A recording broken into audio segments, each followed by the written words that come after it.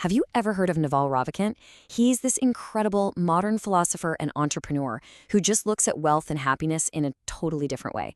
So today, we're going to dive deep into his core wisdom. We're going to figure out how to build a life with real freedom, real fulfillment, and to kick things off, let's look at a contrast that I think you'll find pretty familiar. You've definitely seen these two people, right?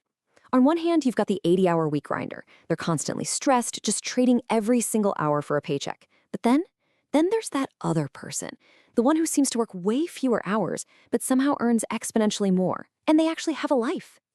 So what gives? What is the real difference here? Is it just that one person got lucky? Well, according to Naval, no way. It's not about luck at all. The big difference is that they're not even playing the same game. One of them is playing by a completely different set of rules. And yeah, that's exactly what we're going to unpack right now. All right, so what are the rules to this new game? Let's get into it.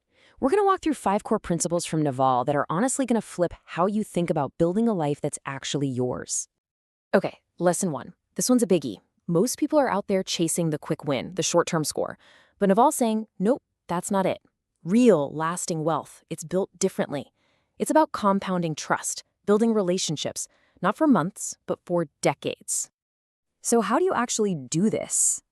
Well, it all comes down to consciously choosing to play long-term games. And that means you have to be super careful about who you partner with, both in business and in life. You've got to find people with deep, real integrity. The goal is to build relationships that are so solid you could literally bet your life on them. Because that trust, that's the stuff that compounds. That's what pays the real dividends down the road. And the difference here is it's huge. Think about it like this. The short-term game is like picking berries from a bush. You get something right now, and that's it.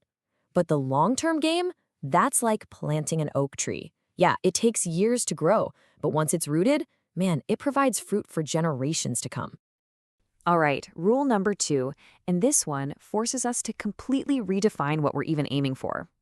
We've been taught that wealth means money, right? A big house, a fancy car. But Naval's definition is totally different. He says wealth isn't money. Wealth is freedom. It's having assets that earn for you while you're sleeping. And this is so crucial. It means you have to shift your entire focus. Stop trying to optimize your life for status. That's a game you just can't win. Someone will always have more. Instead, put all your energy into building assets. We're talking businesses, investments, content, anything that generates income without you having to actively trade your time for it. Because the real prize here, it's getting control of your own time. Here's a really simple way to picture it. Money, that's just the fuel in the tank. But wealth, that's the freedom to get in the car and drive absolutely anywhere you want, anytime you want, with anyone you want. See the difference? It's not about the fuel. It's about the autonomy. Okay, so that naturally brings up a question, right? What skills actually build this kind of freedom? Well, Naval's answer is super clear. He argues that in today's world, there are 2 skills that rise above everything else. And his point is, if you can master the ability to build something and then sell that something, you are going to be unstoppable. Let's use an analogy here. Think of building as the engine of a car. That's your skill to create something valuable. Maybe you code, or you write, or you design. That's the power. But here's the thing. An engine with no steering wheel is just going to spin in circles or crash. Selling is the steering wheel. It's how you communicate the value, how you persuade, how you lead. You absolutely need both to get where you're trying to go. Okay, this next lesson, this is where things get really, really powerful, especially for us living in the digital age. See, back in the day, if you wanted leverage, you had to get permission. You needed a banker to give you capital, or you had to hire a bunch of people. But now, Naval says the game has changed. You can get insane leverage without asking a single person for permission. And this table just lays it out perfectly. The old leverage was capital and labor.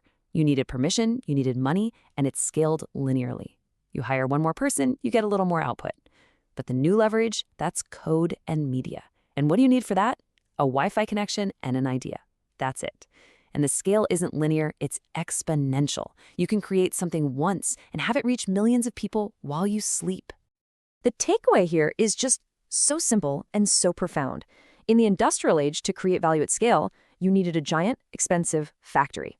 Today, your laptop is the factory. Your Wi-Fi connection is your global distribution network. The barrier to entry has basically just collapsed. So, we've talked a lot about building wealth, about leverage, but what's the point of it all? And honestly, this is probably the most important part of the whole thing.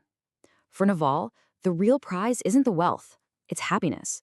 But, and here's the big twist, he says happiness isn't some destination you arrive at. It's a skill you practice, right here in the present moment. So let's just redefine happiness right now. Forget that whole I'll be happy when trap. I'll be happy when I get the promotion, when I buy the house. That's treating it like a place you have to get to. Naval's idea is to see it as a skill you train, like a muscle you build every single day. It's about mastering your internal world, not waiting for your external world to be perfect. So, okay, how do you train this skill? Naval keeps it simple. He breaks it down into 3 core practices. Number 1, meditate. And look, this isn't about emptying your mind. It's just about observing your thoughts so they stop running the show. Number 2, practice gratitude. This literally rewires your brain to focus on what you have, not what you lack. And number 3, this one is a game changer. Reduce your desires. True peace doesn't come from getting everything you want. It comes from wanting less. And I absolutely love this analogy because it just makes perfect sense. Think about it. You wouldn't go to the gym one time and be like, great, I'm fit for life now. Of course not. It's a daily practice. Well, happiness is exactly the same. It's a kind of mental fitness. It requires consistent daily reps to maintain. That's the real work. Okay, wow. We have covered some seriously powerful stuff here, right? From permissionless leverage to treating happiness like a skill. But, theory without action is, well, it's useless. So let's talk about what you do next. What's your first move? When you step back, this whole philosophy really boils down to this incredible paradox. We're told our whole lives to chase money, but the real goal is actually freedom. We're told to get more, but real success, real peace, it comes from wanting less. It's a complete 180 from how most of us are programmed to think. So, I'm going to leave you with this. A final thought, a direct challenge to you. After hearing all of this, what is one small thing, just one tiny step that you can take today? Something to build leverage or to play a longer game or just practice being happy? What's that one thing your future self is going to look back and thank you for?